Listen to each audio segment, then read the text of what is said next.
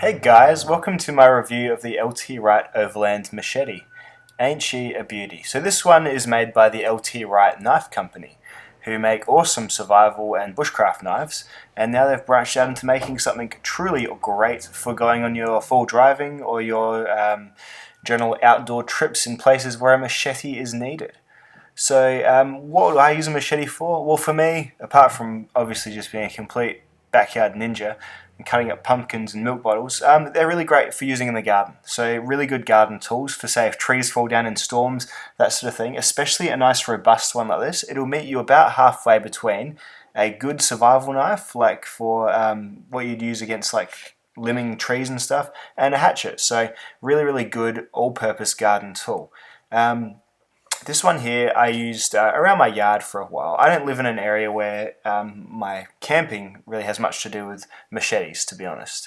You could use this for, in place of a really big knife. It is a thicker, stiffer machete, but I really pretty much just took mine out into the garden and used it to trim back trees that were getting a bit wild, and I used it to sort of just generally test and beat on for enough to get a pretty reasonable idea of how well the tool performs.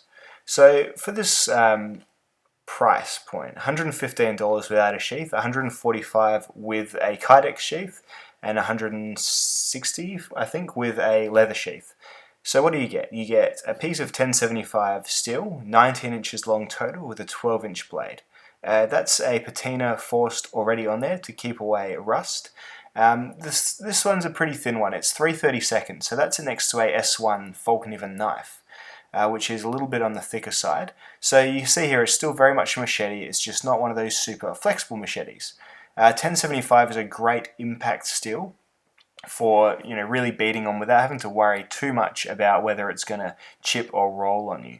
1075 can, as we've seen in some of the wilder knives from, say, Schrade, so these, what's the Prepared Mind 101 knife, the Jessica X, you see it really does put up with a beating, and so even thinning it out like this, it retains that toughness. The edge retention, say, against cutting fibrous materials, probably not going to be as great as you would like, but in terms of cutting fresh green wood, things like that, it's going to be absolutely fine. The great sort of bolo spear type tip on this one really makes it nice and forward heavy. What I did just to test it out, I just cut some 2x4. So this was a pretty seasoned 2x4 as well. So without really overdoing it, I just saw how long it took to cut all the way through it. And while I was using it, you get a good feel on how the handle feels, how it moves in your hand, all that sort of business. So my overall conclusions for the handle, I really like it. It flares out nicely. You can grab it towards the blade, and it's quite thin. You can feel a full grip around that. And then it's, as long as you keep your hand nice and your grip nice and tight, it really, as it flares out, it's really going to get stuck in your hand quite well. Now this handle here is the micarta. So it comes in micarta or G10. The G10 has kind of like a rockiness to it, but the micarta is just kind of like smoothly buffed or polished. Not so smooth it's going to come flying out of your hand though. Really nicely done again. This is the Kydex sheath here. The Kydex is probably my least preferred. It's got a really cool quick release system, so probably good if you are actually using it a whole bunch, taking it out, putting it back in, taking it out, putting it back in.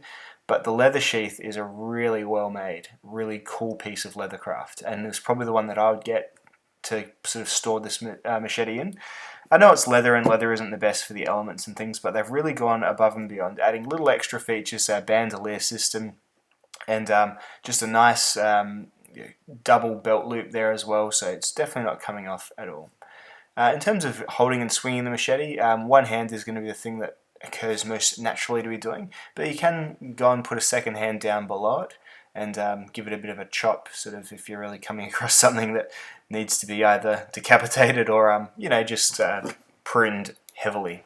So in the bungee cord it comes with as well around the lanyard hole there.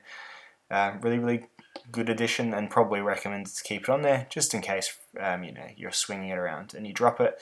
Better to swing around and perhaps lop loosely against your clothing rather than have a whole body drops fall until it lands on your foot. So I'd definitely keep that lanyard on. You can also thread a second one through the additional lanyard hole there as well. So overall, With regards to being a really well fit and finished machete and a really well put together machete and one using the right materials, L.T Wright again knocks it out of the park. I don't know if these fellows have made anything that I don't love just yet. Machete isn't particularly something I would use a great deal in the bush, but as a garden tool, indispensable. Really, really well done garden tool. A bit like how my Spyderco rock was really great for cutting down fallen trees. Very similar, but probably a little bit better in terms of just having a little extra cutting blade. 12 inches is a great length. It's not so long, it's hard to swing. You know, you're obviously going to be aware of like your pets and your kids moving around you if you are doing things like that with a machete, because it is a lot of blade to control, especially when you're putting forceful swings behind it.